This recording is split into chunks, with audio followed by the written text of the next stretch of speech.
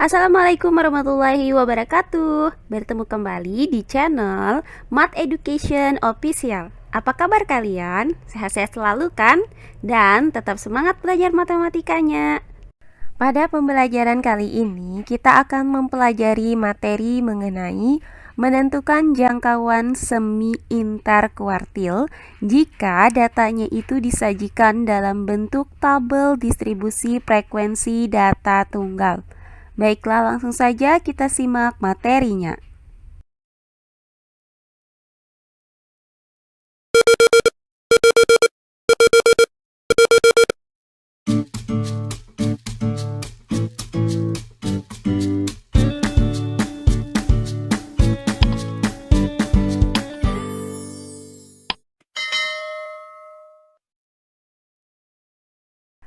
Nah, pada pembelajaran sebelumnya, kita sudah belajar menentukan nilai jangkauan semi interkuartil pada suatu data. Nah, sekarang akan kita lanjutkan kembali cara menentukan nilai jangkauan semi interkuartil jika data yang diberikan itu dalam bentuk tabel distribusi frekuensi data tunggal. Nah, sebelumnya saya ingatkan kembali bahwa rumus untuk menentukan nilai jangkauan semi interkuartil atau simpangan kuartil dapat menggunakan rumus sebagai berikut. QD sama dengan setengah dikali Q3 dikurang Q1, di mana QD ini adalah jangkauan semi interkuartil, kemudian Q1 adalah kuartil bawah, dan Q3 adalah kuartil atas. Nah, untuk menentukan nilai dari kuartil 1 dan kuartil 3 dari data yang disajikan dalam bentuk tabel distribusi frekuensi data tunggal, ada kemungkinan dua data, yaitu data tersebut bisa genap atau data tersebut bisa ganjil. Nah, untuk data genap bisa kita gunakan rumus sebagai berikut. Jika jumlah data atau N habis dibagi 4, maka rumus yang kita gunakan untuk menentukan nilai Q1, Q2, dan Q3 adalah sebagai berikut. Untuk Q1 itu sama dengan X N per 4 ditambah X N per 4 plus 1 dibagi 2. Selanjutnya untuk nilai Q2 itu sama dengan X N per 2 ditambah X N per 2 plus 1 dibagi 2. Dan untuk nilai Q3 sama dengan X 3N per 4 ditambah X 3N per 4 plus 1 dibagi 2. Sedangkan jika jumlah datanya atau N tidak habis dibagi 4, maka gunakan rumus sebagai berikut. Untuk Q1 sama dengan X N plus 2 per 4. Kemudian untuk Q2 sama dengan X N per 2 ditambah X N per 2 plus 1 dibagi 2. Dan untuk Q3 sama dengan X 3N plus 2 per 4. Nah, sedangkan untuk data ganjil bisa kita gunakan rumus sebagai berikut. Jika N plus 1 tidak habis dibagi 4, maka gunakan rumus berikut ini. Untuk Q1 sama dengan X N dikurang 1 per 4 ditambah X N ditambah 3 per 4 dibagi 2. Kemudian untuk nilai Q2 itu sama dengan X 2 dikali N plus 1 per 4. Dan untuk nilai Q3 sama dengan X 3N plus 1 per 4 ditambah X 3N plus 5 per 4 dibagi 2. Sedangkan jika N plus 1 tidak habis dibagi 4, maka kita gunakan rumus sebagai berikut. Untuk Q1 itu sama dengan X N plus 1 per 4. Kemudian untuk Q2 itu sama dengan X 2 dikali N plus 1 per 4. Dan untuk Q3 sama dengan X 3 dikali M plus 1 per 4. Nah, inilah rumus-rumus untuk menghitung nilai-nilai kuartil jika data yang disajikan dalam bentuk tabel distribusi data tunggal. Nah, untuk lebih jelasnya, perhatikan contoh soal berikut ini. Tentukan jangkauan semi interkuartil dari data berikut ini. Baiklah, untuk penyelesaiannya adalah sebagai berikut. Nah, berdasarkan tabel ini, maka diketahui bahwa untuk nilai 50, banyaknya data ada 5. Selanjutnya, untuk nilai 60, banyaknya data ada 6. Selanjutnya, untuk nilai 70, banyaknya data ada 7. Selanjutnya, untuk nilai 80, banyaknya data ada 9.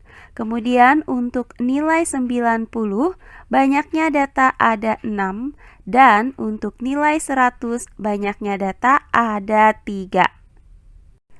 Nah, selanjutnya akan kita hitung jumlah data dari tabel ini. Maka, berdasarkan tabel ini, banyaknya data adalah sebagai berikut.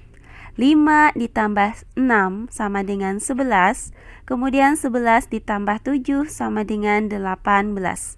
Kemudian 18 ditambah 9 sama dengan 27. Kemudian 27 ditambah 6 sama dengan 33. Selanjutnya 33 ditambah 3 sama dengan 36. Maka banyaknya data ini adalah N sama dengan 36. Nah, karena yang dicari dari soal ini adalah jangkauan semi interkuartil, maka kita gunakan rumus QD sama dengan setengah dikali Q3 dikurang Q1. Sehingga sebelum kita menghitung nilai dari QD, maka akan kita hitung terlebih dahulu nilai dari Q1 dan Q3. Nah, karena N sama dengan 36 merupakan bilangan genap yang habis dibagi 4, maka untuk menghitung nilai-nilai kuartilnya, kita gunakan rumus sebagai berikut. Nah, sebelum menghitung nilai dari Q1 dan Q3, maka terlebih dahulu kita tentukan urutan data dari masing-masing nilai ini. Sehingga untuk nilai 50 ada sebanyak 5 data, maka nilai 50 ini berada pada urutan data ke-1 sampai 5. Selanjutnya untuk nilai 60 ada sebanyak 6 data, maka nilai 60 ini berada pada urutan data ke-6 sampai 11.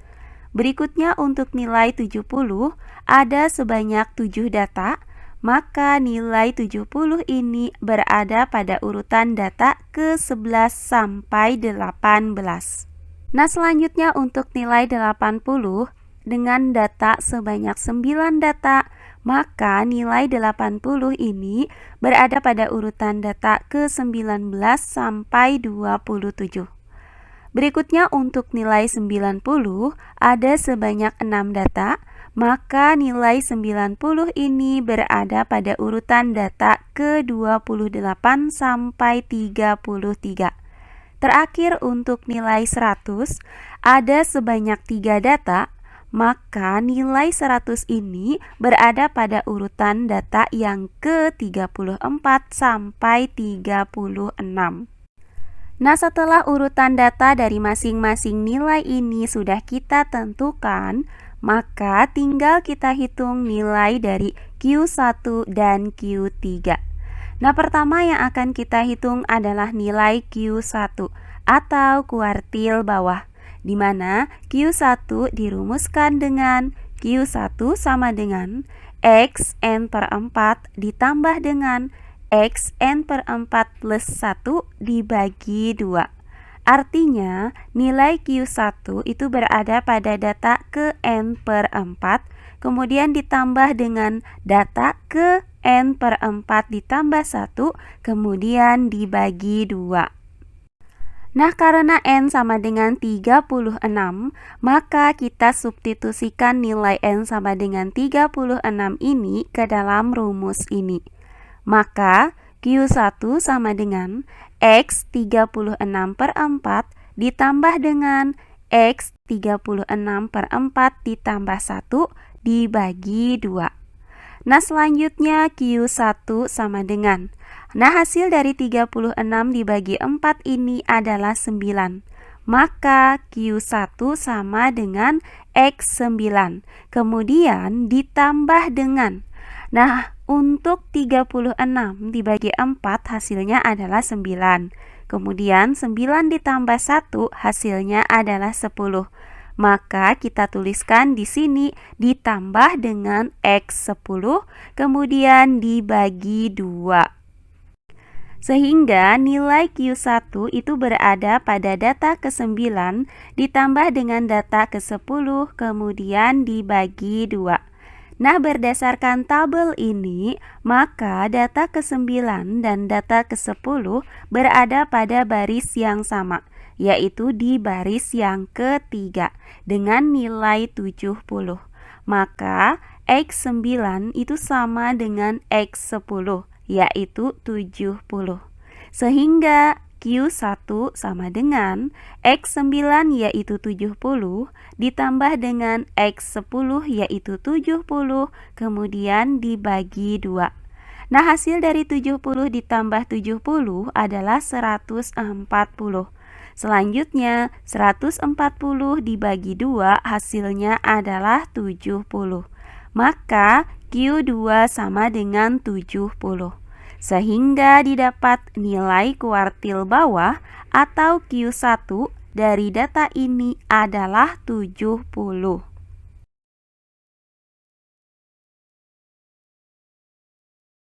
Nah, berikutnya yang kedua akan kita hitung nilai dari Q3, yaitu kuartil atas, di mana Q3 ini dirumuskan dengan Q3 sama dengan X 3N per 4 ditambah dengan X 3N per 4 plus 1 dibagi 2. Artinya, nilai Q3 itu berada pada data ke-3N per 4 ditambah dengan data ke-3N per 4 ditambah 1 kemudian dibagi 2. Nah, karena nilai N sama dengan 36, maka Q3 sama dengan X 3 dikali 36 per 4 ditambah dengan X 3 dikali 36 per 4 ditambah 1 kemudian dibagi 2. Nah, selanjutnya Q3 sama dengan. Nah, hasil dari 3 dikali 36 ini adalah 108. Kemudian 108 dibagi dengan 4 hasilnya adalah 27. Maka Q3 sama dengan X27. Kemudian ditambah dengan. Nah, hasil dari 3 dikali 36 adalah 108. Selanjutnya 108 dibagi 4 hasilnya adalah 27. Kemudian 27 ditambah 1 hasilnya adalah 28. Maka di sini ditambah X28. Kemudian per 2. Sehingga nilai Q3 itu berada pada data ke-27 ditambah dengan data ke-28 dibagi 2. Nah, berdasarkan tabel ini, maka data ke-27 itu berada pada baris keempat dengan nilai 80, maka X27 sama dengan 80. Sedangkan untuk data ke-28 berada pada baris kelima dengan nilai 90, maka X28 sama dengan 90. Sehingga Q3 sama dengan X27 yaitu 80 ditambah dengan X28 yaitu 90 per 2. Nah, hasil dari 80 ditambah 90 adalah 170. Maka 170 dibagi dengan 2 hasilnya adalah 85. Sehingga nilai Q3 sama dengan 85. Jadi didapat nilai Q3 atau kuartil atas dari data ini adalah 85. Nah, berdasarkan uraian tadi, maka didapat bahwa nilai Q1 sama dengan 70 dan Q3 sama dengan 85. Maka tinggal kita hitung nilai jangkauan semi interkuartil dari data ini.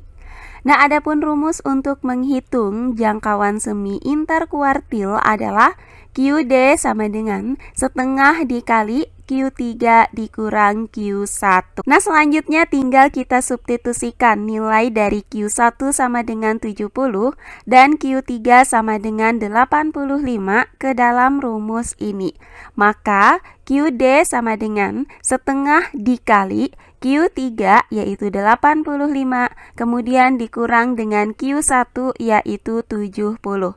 Nah, hasil dari 85 dikurang 70 adalah 15. Maka didapat QD sama dengan setengah dikali 15. Nah, hasil kali setengah dikali dengan 15 adalah 7,5. Maka didapat QD sama dengan 7,5.